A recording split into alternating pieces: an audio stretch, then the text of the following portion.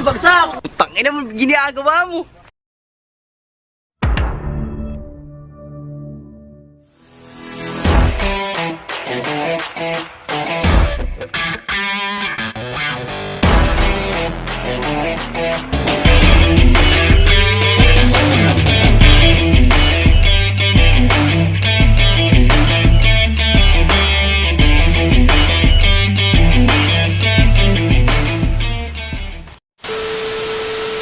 What's up mga tropa, at nandito na naman at nagbabalik. So kung napapansin nyo mga tropa, nandito ngayon tayo sa bahay.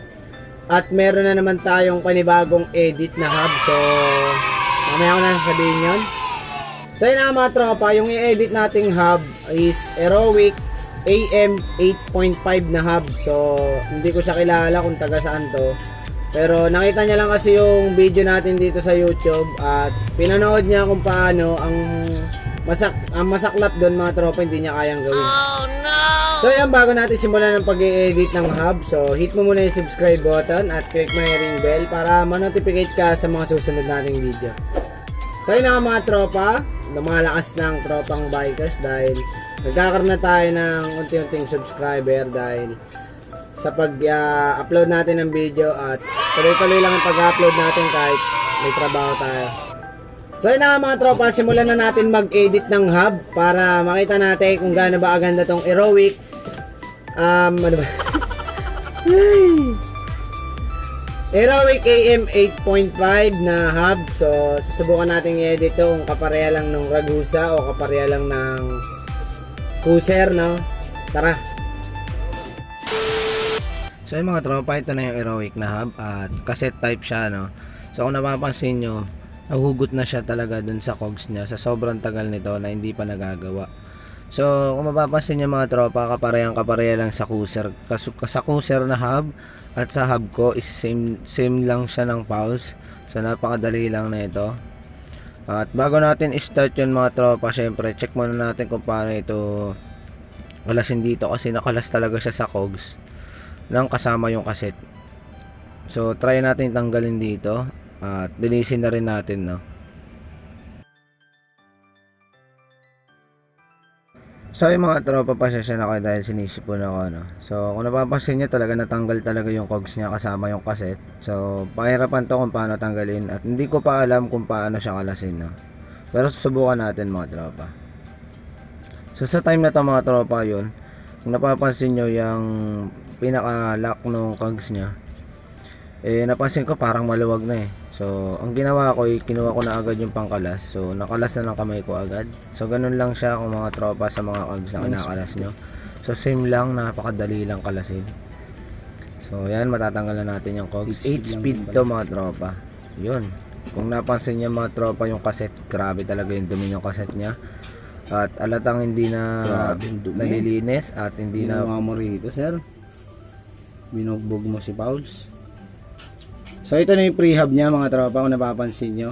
Sobrang bugbog na talaga yung ano niya, yung cassette niya. So hindi natin alam kung saan niya binabiyahe ito.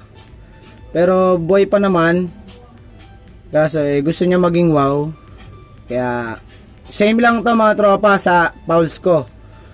Sa pre-hub ko, parehang-pareha lang siya. So hindi natin nilalagay dito ano na, bakal, kumbaga plastic na. Plastic na spring na yung kakabit natin dito. So lilinisin muna natin siya, no? Tara, linisin muna natin.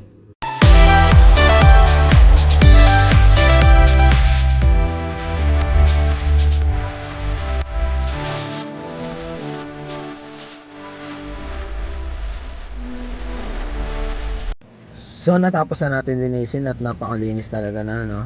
So kung napapansin nyo mga tropa, malinis na yung cassette niya at pwede na natin. So ito na siya mga tropa, kung napapansin nyo, malinis na. So tatry ko munang hindi i-edit.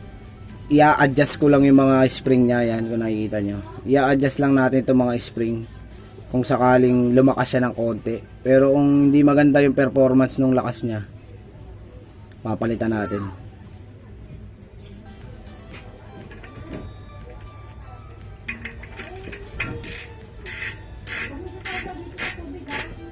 Parang kanina walang ganyan yan, sir. No. Dala rin ng linis, di ba? Pero may ano eh, oh. Oh. May tama.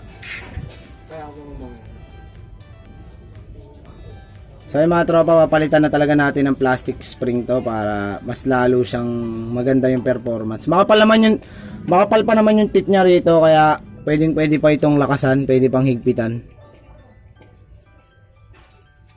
So yan. Tara, kabit natin. So yung mga tropa, sisimulan na nating ikabit yung plastic. So ganito lang siya magkabit ng plastic spring. So itong plastic na spring na to is nakuha ko lang sa Tupperware. At kung napapansin nyo is yan, kung medyo makapal siya, medyo matigas yung spring mo na plastic. So ibibend mo lang ulit yung pinaka plastic at gagayain mo lang yung spring ng pulse. So dapat same lang yung laki at same lang yung taba niya para hindi kumabyos. So same lang yan, susukatin mo lang ulit. So pag nasukat mo na is puputulin mo yung pinaka sobra niya para masubukan mo na dito sa pulse.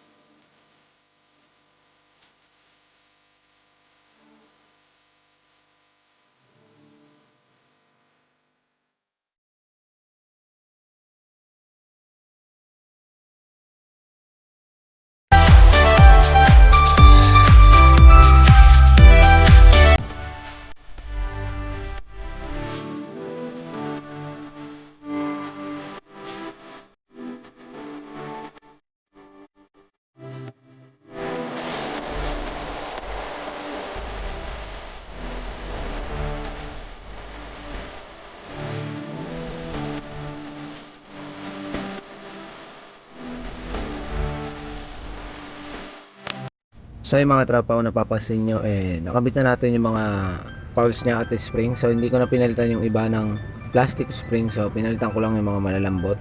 So at the same time na medyo sanas lumakas to. So kung napapansin nyo yan, malinis at natapos na natin siyang i-edit. So make sure mo lang na kompleto yung pulse at spring para hindi sumablay. So patry natin mga tropa.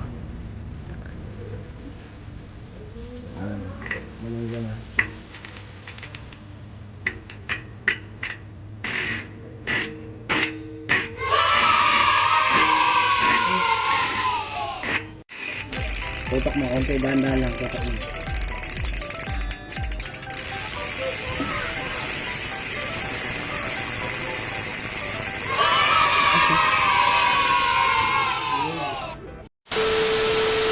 So yun na mga tropa, nakita nyo na nga kung paano siya in-edit. So parehang-pareha lang talaga to sa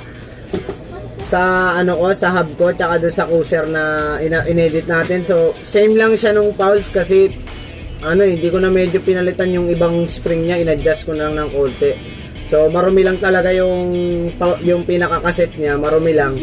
Kaya ganun kahina rin, pero napalakas natin. So salamat dahil napalakas natin. So yun, shoutout sa'yo boss, ito siya. So shoutout sa'yo. Sana ma-enjoy mo yung tunog mayaman na yan. At siguro ipagyayabang mo na sa mga tropa mo yan. So yan mga tropa, nagpapasalamat ako sa mga tropang bikers natin dyan na patuloy subscribe dahil 153 na tayo ngayon. So 9,000 today. Ito. So, thank you very much sa mga nagsusubscribe, sa mga nagla-like, nag-share. Thank you rin kay Angelo, si Raul yan. So, yun na mga tropa, bago natin tapusin to dahil magsha-shoutout tayo.